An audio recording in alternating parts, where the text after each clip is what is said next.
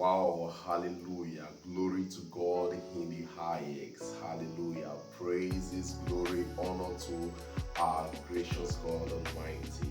Today is the 17th day of the Esocs Lenten Reflection talk here in St. Gabriel House of Prayer, Italy.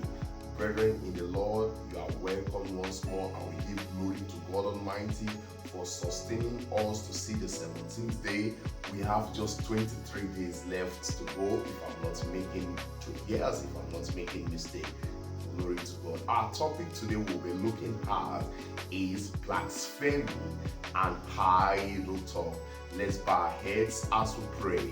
Heavenly Father, King of glory, we are yet to study and expose the sin of blasphemy and idol talk within the church, within our working environment, the family.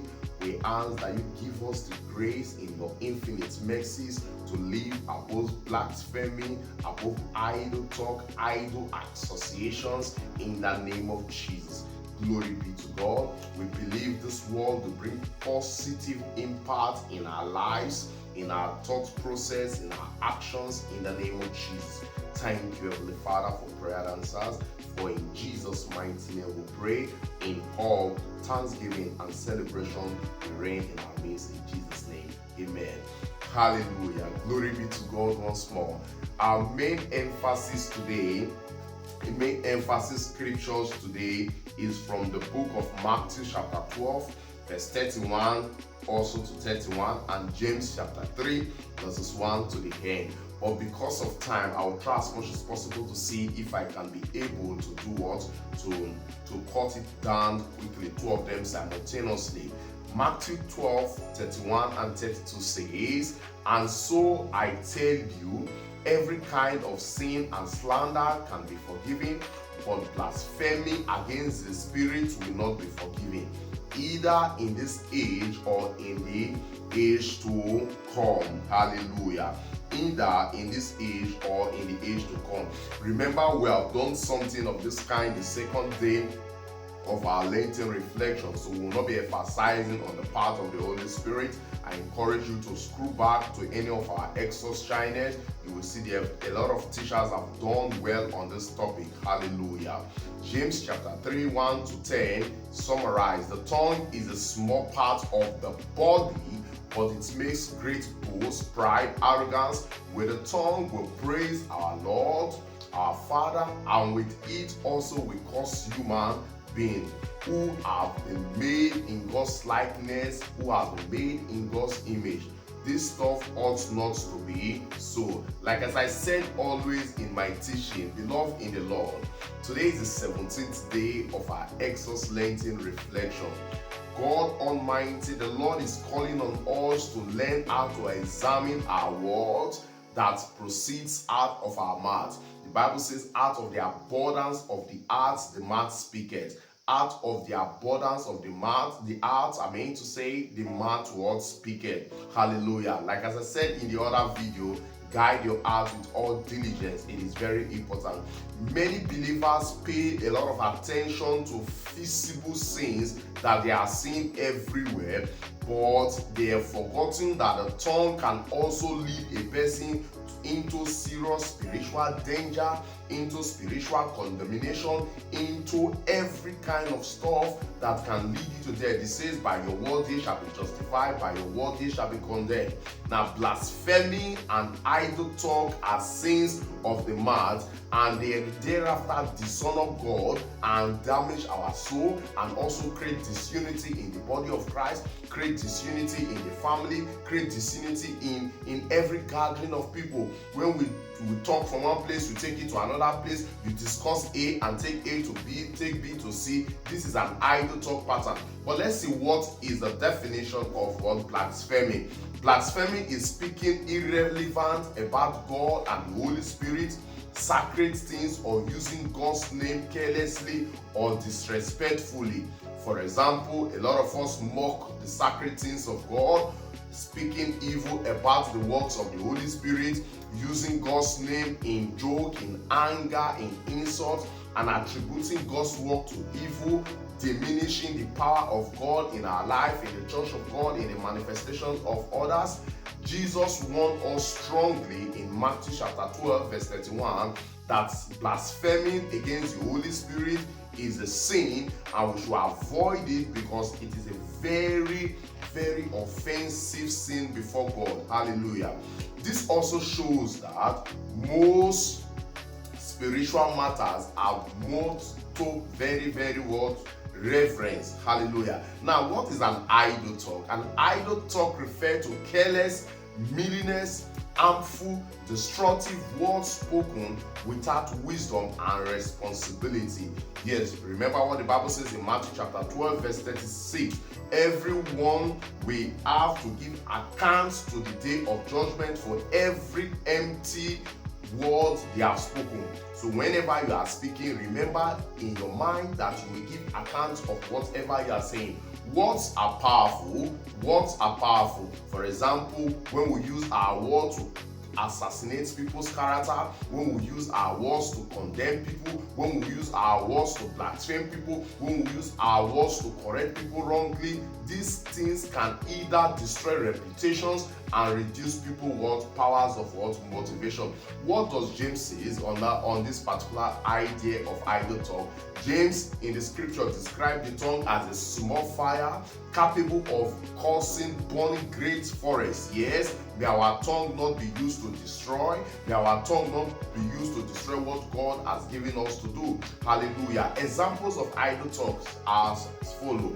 Now, gossiping and spreading rumors about a brother, about a sister, mocking others or insulting people directly or indirectly, speaking actually in anger without remorseful character in depth, careless jokes and scarce and making jokes of sacred things, insulting the men of God, complaining constantly about everything, or causing or using abusive language, undermining the efforts of others, trying to put them down and trying to make things look as if it is normal when it is not normal. These are idle talk. No wonder the Bible says that evil communications corrupt good manner, evil company corrupt good manner. Hallelujah.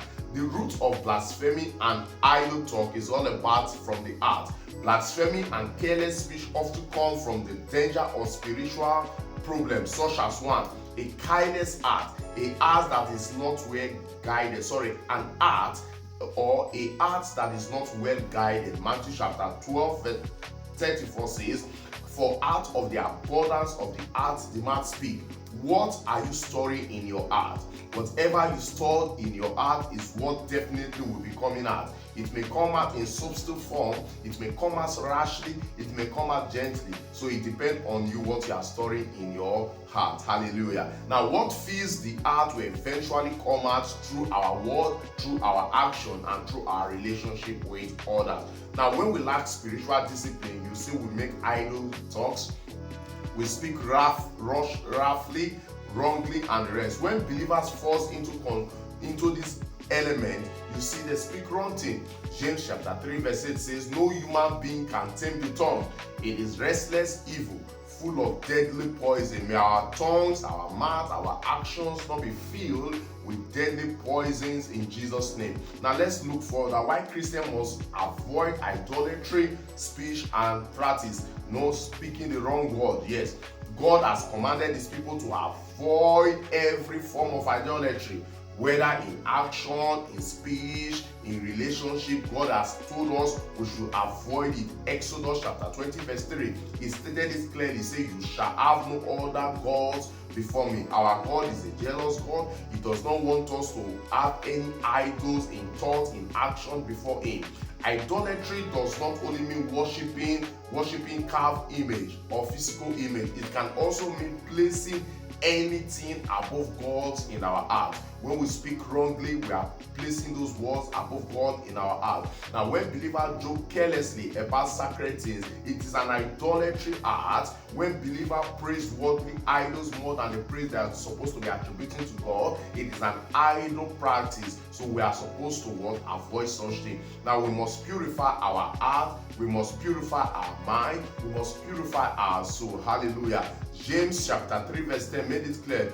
James chapter 3 verse 10 says, out of the same mouth come praise and cursing. My brother and sister, this should not be. So the mouth you are using to praise, continuously to use it to praise. The mouth that God has given to you should be for blessings and not for curse. May God's name be praised in Jesus' name. Today being the 17th day of our Lenten reflection, I pray that the Almighty God will strengthen every one of us to succeed in this journey in the name of Jesus. Hallelujah. Tomorrow we'll be looking at lasciviousness. Lasciviousness. Our emphasis will be from 1 Peter chapter 4 verses 1 to 3. May God's name be praised in Jesus' name. We'll bow our heads quickly as we pray. Heavenly Father, we thank you for the sins that you have exposed unto us. Lord, we ask, oh Lord, we will not just be the hearer alone, but the doer and the practitioner of what we have heard in the name of Jesus. Father, scan our hearts, oh Lord, purge out every iniquities, every sins, oh Lord, of lasciviousness, every sins, oh Lord, of blasphemy, every sins of idol talk, every wrong gathering should be far away from our midst, our dwelling in the name of Jesus. Yes, your word says, out of the abundance of the heart, the mouth speaketh. Lord, let our heart be filled with positive vibes, be filled with positive knowledge, with things of righteousness, holiness, purity, in the name of Jesus. Cleanse our mind, O Lord. Cleanse our heart, O Lord. Let the voice, our word bring life, bring healing, bring hope, bring joy, bring strength in the name of Jesus. Thank you, Heavenly Father. We commit the church of God into your hands, O Lord. The church will grow from grace to grace, from pillar to strengthen pillars in the name of Jesus. We commit our country here in Italy. We pray that the country will be good. We commit the world into your hands, O Lord. Every spirit of war, every actions of war, you will take them away. All our brethren here will succeed. Our brethren also in Nigeria and worldwide will succeed in the name of Jesus. Yes, thank you, Heavenly Father. For in Jesus' mighty name we pray. Amen. Once more, this is coming from St. Gabriel House of Prayer here in Italy. Glory be to God. I still remember your humble host as always, even in you, Shalom.